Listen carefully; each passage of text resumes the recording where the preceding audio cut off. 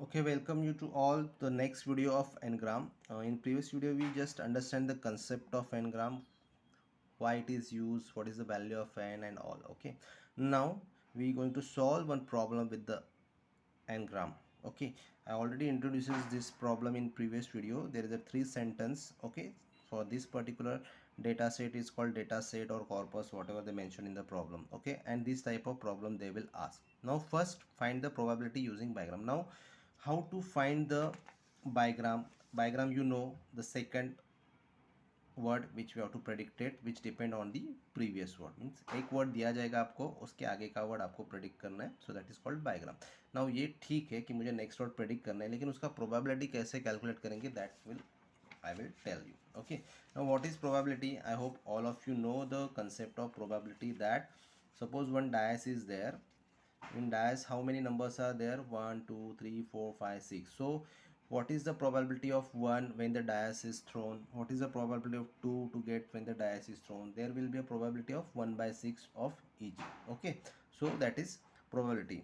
I am giving you one more simple example. If you have a coin of 1 rupees, then what will be the head and tail possibilities? 50-50%, so 1 by 2. Okay, so that's how we calculate the probability. Okay, now here we have to find the probability of the predicted word over the previous word.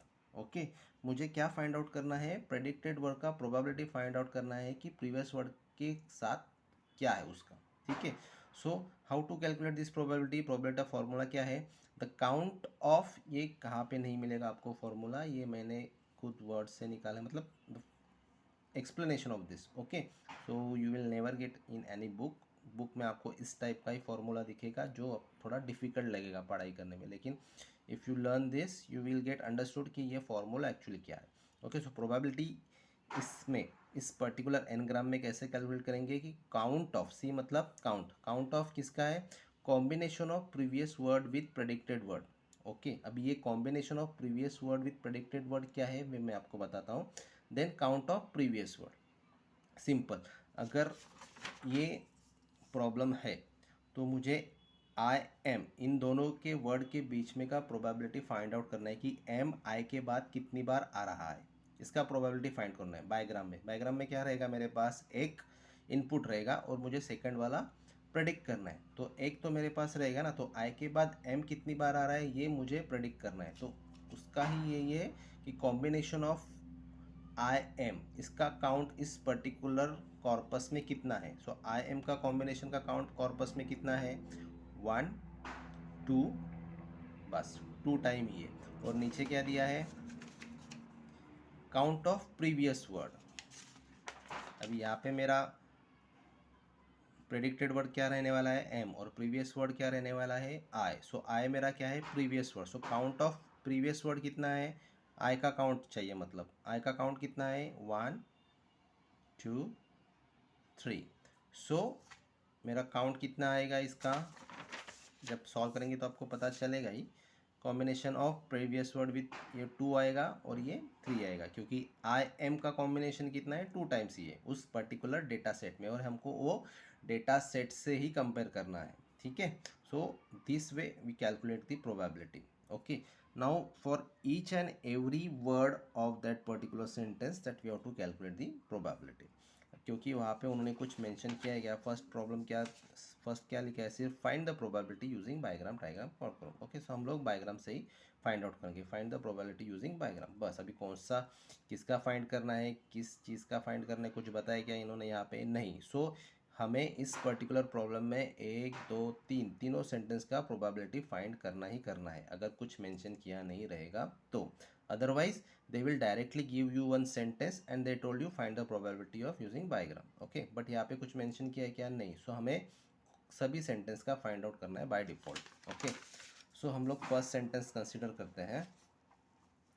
अभी यहाँ पे बायोग्राम, trigram, कॉर्डग्राम का concept मैंने already बता दिया है. Bigram मतलब n is equal to 2, trigram मतलब n is equal to 3 and n is equal to 4. अभी ये 2 मतलब क्या है? Predicted position of word in sentence. Okay, so ये जो m का वैल्यू है वो नथिंग बट दी प्रेडिक्ट जो वर्ड करने वाला है उसके पोजीशन का वैल्यू है। ओके, सो बायग्राम करोगे मतलब क्या, मेरे पास एक वर्ड रहेगा, मतलब एक वर्ड रहेगा आई करके, और जो नेक्स्ट वर्ड रहेगा मुझे वो प्रेडिक्ट करना है। यहाँ पे ट्राइग्राम में क्या रहेगा, आई एम, दो वर्ड मेरे पास रहेंगे, थर्ड वाला प्रेडिक्ट करना है। और कॉर्डग्राम में क्या रहेगा, आई एम अ, और थर्ड फोर्थ वर्ड प्रेडिक्ट करना है। So that is bigram, trigram, quadgram. I hope you know, but most of the exam only bigram they will ask, trigram quadgram अभी तक पूछा नहीं है। और आप भी बायग्राम के साथ जाओ, otherwise it will be a very confusing. Okay, आपको बहुत कन्फ्यूज हो जाएगा। ठीक है, so consider the first sentence. First sentence क्या था मेरा, start statement I am a human and and statement. So total words कितने हैं इस पर्टिकुलर सेंटेंस में, 1 2 3 4 5 6। ओके, सो 6 वर्ड है, मतलब मेरा ऑटोमेटिकली मेरा कॉम्बिनेशन कितने कितने सेंटेंस कितने प्रोबेबिलिटी फाइंड करने पड़ेगा मुझे बायग्राम में, 5 टाइम्स, क्योंकि एक बार मुझे इसका कॉम्बिनेशन फाइंड आउट करना पड़ेगा, सेकेंड टाइम इसका कॉम्बिनेशन फाइंड आउट करना पड़ेगा, सेकेंड टाइम इसका प्रोबेबिलिटी, नेक्स्ट टाइम इसका, नेक्स्ट टाइम इसका, मतलब टोटल कितना, 1 2 3 4 5। समझा। सो अभी बायग्राम में प्रोबेबिलिटी फाइंड आउट कैसे करते हैं। Okay, just wait. ओके, हम लोग स्टार्ट करते हैं, कैलकुलेट दी प्रोबेबिलिटी यूजिंग बायग्राम। अभी कंसीडर ये first two letters words, start of statement and I, इसका प्रोबेबिलिटी हमें फाइंड आउट करना है कि आई स्टार्ट ऑफ स्टेटमेंट के बाद कितनी बार आ रहा है, उसका प्रोबेबिलिटी क्या है कि स्टार्ट ऑफ स्टेटमेंट के बाद आई आने का प्रोबेबिलिटी क्या है, वो हमें फाइंड आउट करना है। ओके, स्टार्ट ऑफ स्टेटमेंट के बाद आई आने का प्रोबेबिलिटी कितना है, तो मेरा प्रीवियस वर्ड क्या रहेगा, ऑब्वियसली स्टार्ट ऑफ स्टेटमेंट, और मेरा प्रेडिक्टेड वर्ड क्या रहेगा, obviously I. Okay, I mention over here, ये आपके लिए मेंशन किया है, you no need to be mention in exam. अगर मेंशन कर रहे हो तो भी अच्छा है, अगर नहीं किया तो भी ठीक है। ठीक है, सो प्रीवियस वर्ड क्या है मेरा, ऑब्वियसली स्टार्ट स्टेटमेंट, और प्रेडिक्टेड वर्ड क्या है मेरा, आई। तो मुझे क्या फाइंड आउट करना है कि स्टार्ट ऑफ स्टेटमेंट के बाद आई मेरा कितनी बार आ रहा है, उसका प्रोबेबिलिटी फाइंड आउट करना है। Okay, so using formula of probability मैंने बताया था कि प्रोबेबिलिटी क्या फाइंड आउट करना है मुझे, आई ओवर एस, मतलब आई कितनी बार आ रहा है जब मेरा प्रीवियस वर्ड स्टार्ट स्टेटमेंट रहेगा। तो मेरा प्रोबेबिलिटी का फॉर्मूला क्या था, ये फॉर्मूला एक्चुअली आपकी बुक में रहेगा, ये थोड़ा देखो। ठीक है, तो वही है कॉम्बिनेशन ऑफ दिस, मैंने बोला था count of combination of this, start statement के बाद आई कितनी बार आ रहा है उनका count, plus combination of previous word, previous word क्या है मेरा, S. So combination of start statement I and count of S. Okay, so count of start statement के बाद आई कितनी बार आ रहा है मेरे डेटा सेट में, स्टार्ट स्टेटमेंट के बाद आए 1 टाइम, स्टार्ट स्टेटमेंट के बाद 2 टाइम, स्टार्ट स्टेटमेंट के बाद आए 3 टाइम्स, और कहाँ पे आ रहा है क्या, 9। सो ये 3 हो गया। ओके, 3, और स्टार्ट स्टेटमेंट पूरे कॉर्पस में कितनी बार आ रहा है, 1 2 3, और ये सब एंड स्टेटमेंट है। सो 3/3, सो इट इज़ 1। सो अभी नेक्स्ट वर्ड क्या है मेरा, देखो अभी सेंटेंस देखो, फर्स्ट सेंटेंस ही कर रहा हूँ मैं, ये हो गया मेरा। अभी नेक्स्ट मुझे क्या करना है, आई और एम के बीच में, जैसे मैंने यहाँ पे बताया था, एस हो गया और आई एम के बीच में मुझे अभी नेक्स्ट प्रोबेबिलिटी फाइंड आउट करना है। सो आई के बाद एम कितनी बार आ रहा है ये मुझे फाइंड आउट करना है। तो फॉर्मूला क्या रहेगा मेरा, count of I am divide by count of I, that is count of previous word and count of combination of I am.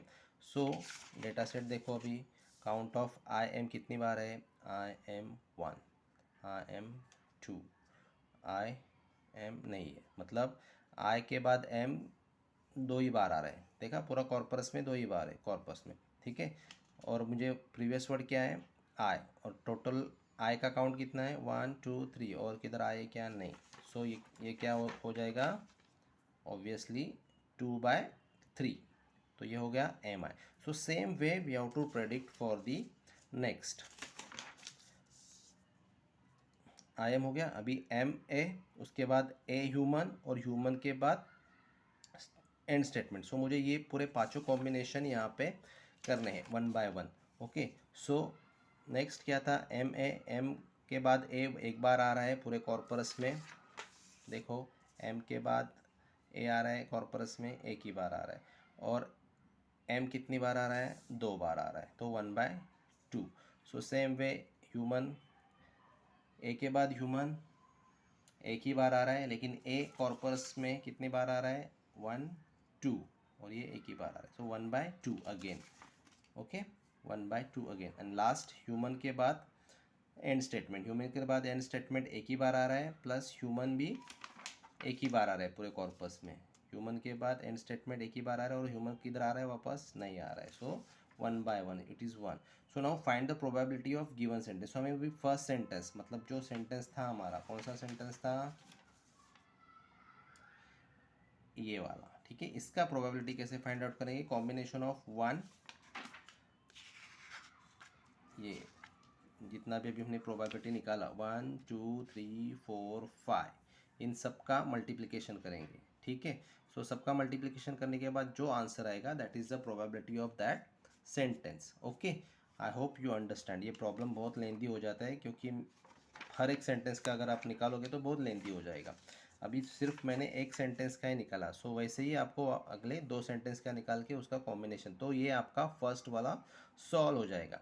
अभी सेकंड वाला देखो, सेकंड वाला तो बहुत इजी है, क्योंकि उसमें ऑलरेडी उन्होंने एक स्टेटमेंट दिया है, आई एम एंड स्टेटमेंट। तो अभी देखो मैंने सेकंड वाला आपके लिए स्पेशली अभी आपके सामने ही सॉल्व करेंगे।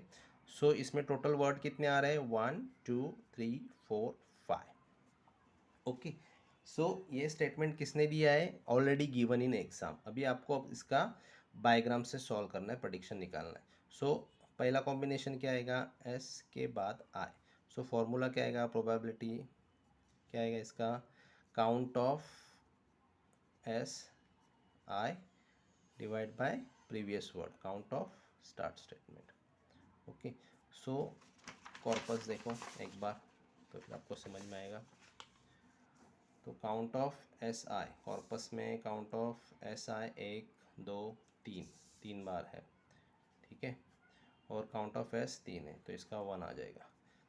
उसके बाद नेक्स्ट आई के बाद आई। सो नेक्स्ट क्या है मेरा, नेक्स्ट क्या है, आई आई। सो आई के बाद आई आने का प्रोबेबिलिटी कितना है, सो इसमें क्या आएगा, काउंट ऑफ आई आई, आप यहाँ पे ऐसा भी कर सकते हो, count of previous word is eyes. Okay, so corpus में देखो काउंट ऑफ आई के बाद आई है क्या, कुछ एक भी नहीं है, तो ये क्या आने वाला है, 0, उसके बाद 3, 0 से मल्टीप्लाई करो, डिवीजन करो, आंसर 0 ही आने वाला है। सो यहाँ पे मेरा आंसर इधर एंड में मैं क्या कर रहा था, सबका मल्टीप्लिकेशन कर रहा था सभी प्रोबेबिलिटी का। तो जब मैं ये सेंटेंस कैलकुलेट करूँगा तो इसका आंसर 0 है, मतलब मैं हर एक आगे का भी अगर प्रोबेबिलिटी निकालूँ और उसका कुछ भी वैल्यू आए तो एंड में मेरा वैल्यू क्या होने वाला है, 0 ही होने वाला है ना। सो मुझे आगे की प्रोबेबिलिटी कैलकुलेट करने की ज़रूरत है क्या, नहीं है। सो मैं डायरेक्टली पुट कर सकता हूँ, वंस तक probability of I is 0, so all the probability is of this sentence is become to be a 0. Okay, so directly you can put this, otherwise you have to calculate all this combination, I के बाद I के बाद M के बाद M, और उसका जो भी probability आएगा that you have to write over here, जैसे हमने previous एग्जाम में एग्जाम्पल में लिखा था ऐसे, ठीक है। अगर इसमें भी किसी का एक 0 आ जाता तो इसका आंसर ऑटोमेटिकली 0 हो जाता, बट यहाँ पे आया क्या, किसी का 0 नहीं, इसलिए हमने इसका कैलकुलेट किया, लेकिन यहाँ पे 0 आ गया, इसके लिए हमने यहाँ पे 0 डायरेक्टली लिख दिया। So no need to calculate further. Okay, आप वहाँ पे वैसा मेंशन कर सकते हो। नाउ तीसरा प्रॉब्लम क्या है मेरा, कि predict the next word using ngram. अभी मुझे प्रेडिक्ट क्या करना है कि एम के बाद क्या आ रहा है, यही प्रॉब्लम है ना, एम के बाद नेक्स्ट वर्ड क्या आ रहा है। अभी एम मेरा क्या हुआ, प्रीवियस वर्ड, और ये क्या हुआ मेरा नेक्स्ट वर्ड, मतलब अगर बायग्राम से मैं जाऊंगा तो मेरा फॉर्मूला क्या हो जाएगा प्रोबेबिलिटी कैलकुलेट करने का, कि count of am dish divide by count of am. अभी कॉर्पस में देखो कि m के बाद क्या क्या आ रहा है, m के बाद इधर a आ रहा है, m के बाद इधर नॉट आ रहा है, और बस दो ही है, m दो टाइम ही है, और a और नॉट मतलब दो अलग अलग वैल्यूज़ आ रहा है। ठीक है, तो एक बार हम कैलकुलेट करेंगे काउंट ऑफ m के बाद a और काउंट ऑफ m। तो इसका कितना आने वाला है 1/2। तो same way count of m के बाद नॉट और काउंट ऑफ m, तो इसका कितने वाला है ऑब्वियसली 1/2। सो दोनों का वैल्यू 1/2 है। So prediction of m is can be a और नॉट। कभी कभी क्या हो जाता है, मतलब अगर मैं एक दूसरा एग्जांपल लूँ, हाँ दूसरा है ही अपने पास, i के बाद प्रेडिक्ट करना है। तो इसमें देखो क्या हो जाएगा, अगर मुझे यहाँ पे ही करते हैं, i के बाद नेक्स्ट वर्ड प्रेडिक्ट करना है। सो मेरा फॉर्मूला क्या हो जाएगा, count of i predicted value divide by count of i। Okay, so count of i कितना है मेरा 1 2 3, ओके 3। लेकिन i के बाद m और लाइक ये तीन सेंटेंस में अलग अलग है, इसमें से m जो है कॉमन है, वो कितनी बार आ रहा है 2 टाइम्स। सो i के बाद m आने का वैल्यू कितना है 2/3, और i के बाद क्या है लाइक सॉरी लीव आने का कॉम्बिनेशन क्या है 1/3। सो इसमें से मैक्सिमम क्या आ रहा है, ये आ रहा है, इसका वैल्यू ज़्यादा आ रहा है। So prediction of i is m, not ये, ठीक है, नॉट लाइक। सो प्रेडिक्शन क्या सॉरी लीव, सो प्रेडिक्शन क्या आने वाला है m। So like this way we can calculate the which next word can be predicted. अभी ये मैंने बहुत शॉर्ट फॉर्म में लिखा है, but in exam you have to write like this, जैसे हमने प्रीवियसली प्रॉब्लम सॉल्व करके दिखाया था ना, उस टाइम से आपको ऐसे फॉर्मूला लिखना है। Then you have to say like this previous word predicted word then formula count of this, like this way you have to solve. Okay, I hope you understand how to solve the n-gram problem with all the combinations. Okay,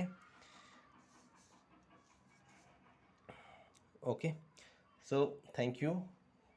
So here we complete the n-gram problem. If any doubt you can text me or you can message me or you can just comment on this particular video you like or not. If you have any doubt you can comment on this video, I can try to solve your problems. Okay, thank you.